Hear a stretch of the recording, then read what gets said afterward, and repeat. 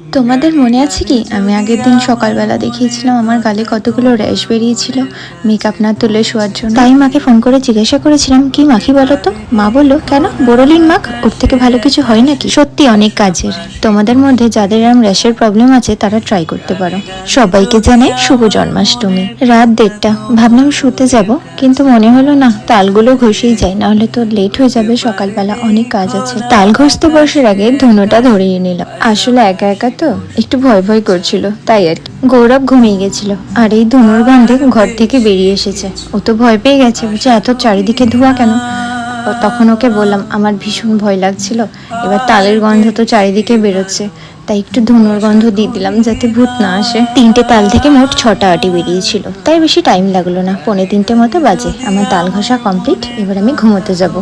ঘুম থেকে উঠতে 7:20 মতো বেজে গেছিলো। তাড়াতাড়ি স্নান টান করে 8টার মধ্যে আমি রেডি হয়ে একটু ঠিকঠাক করে সাজতেও পারলাম না, টাইমই নেই আমার হাতে। শুধু তিলকটুকুই কাটতে পেরেছি কপালে। জন্মাষ্টমীতে তো আর টাইম পেলাম না। ঠিক করেছি রাধাষ্টমীতে রাধারানীর লুক করব, তোমাদেরকে অবশ্যই দেখাবো। এই যে আমার ছোট্ট রাধা মাধব এখন স্নান করছে। দুধ দিয়ে স্নান করাতেই পারতাম, কিন্তু আমি যে তুলসী গাছের মধ্যে স্নান করাই, তাই আর দুধ দিয়ে স্নান করালাম না, গাছের পিঁপড়ে হয়ে নষ্ট হয়ে যেত গাছটা।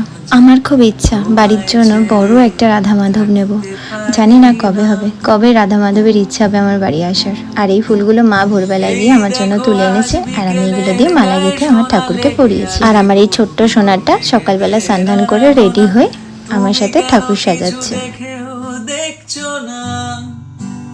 আমিও স্নান করে রেডি হয়ে চলে এসেছি। আজকে আমি এই লাল শাড়িটা পরলাম। জানো, এই শাড়িটা আমি আমার জন্মদিনের দিন প্রথম পরেছিলাম, তারপরেই আজকে। কাল রাতে ইন্ডাকশনটা যেহেতু কিনে আনা হয়েছে, তাই ভাবলাম নতুন জিনিস ঠাকুরের কাজেই প্রথম ইউজ করি।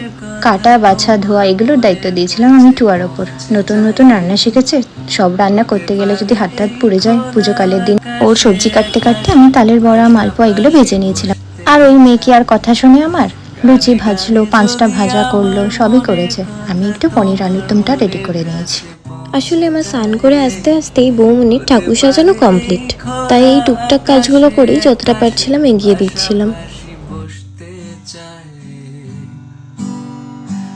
আর বেশি কিছু আশা করি না, আর বেশি ভালো বাসা করি না। আমরা দুজন মিলে যেটুকু পেরেছি ঠাকুরকে সাজিয়ে ভোগ দিয়েছি।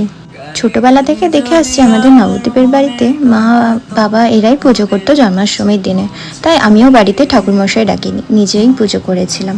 নবদ্বীপের মেয়ে বলে কথা, মোটামুটি মন্ত্রঠন্ত্র আমি জানি। ঠাকুরের পুজো মোটামুটি কমপ্লিট। এবার আরতিটা সেরে এবার আমি পাঁচালি পড়তে বসবো।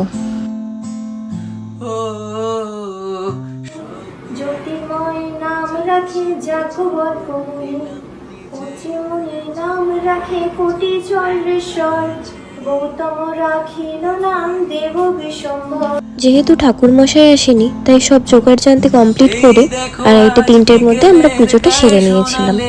এবার বসেছি প্রসাদ বাড়তে। তোমরা সকলে জন্মাষ্টমীর প্রসাদ খেয়েছো তো?